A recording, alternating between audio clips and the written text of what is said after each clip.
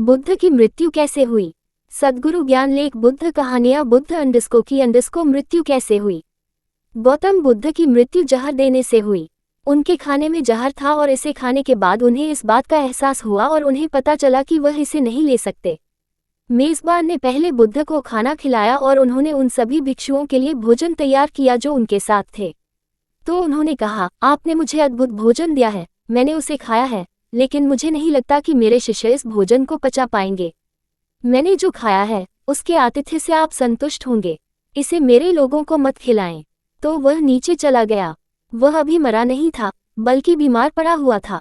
शिष्य एकत्र हुए, इसलिए उन्हें उनसे बात करनी पड़ी और उन्हें इस बारे में कुछ मार्गदर्शन देना पड़ा कि इसे कैसे आगे बढ़ाया जाए, क्योंकि उनका अप्रत्याशित अंत हो गया था।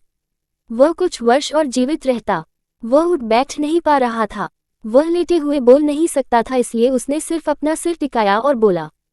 वह मुद्रा गौतम के महापरिनिर्वाण की मुद्रा बन गई, जैसा कि इसे कहा जाता है।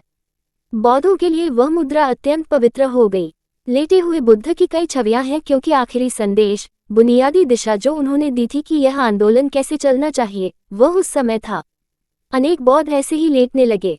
यह एक संस्कृति है। आप मुद्रा की नकल कर सकते हैं, लेकिन आप बुद्ध नहीं बन सकते। प्रश्नकर्ता, सद्गुरु, क्या इसका मतलब यह है कि मैं बुद्ध नहीं बन सकता? सद्गुरु, यदि गौतम बुद्ध बन सकते हैं, तो आप बुद्ध क्यों नहीं बन सकते? बुद्ध का अर्थ है जो अपनी बुद्धि से ऊपर है। इन इंजीनियरिंग का प्रयास ही आपको बुद्ध बनाना है। कुछ क्षणों के लिए हमने तुम्हें बुद्ध बना दिया, क्योंकि कुछ क्षणों के लिए तुम अपनी बुद्धि से ऊपर थे। अब सारी तरकीब यह है कि वहां कैसे रहना है, बस वहां रहने के लिए आवश्यक जागरूकता जुटा रहा हूं।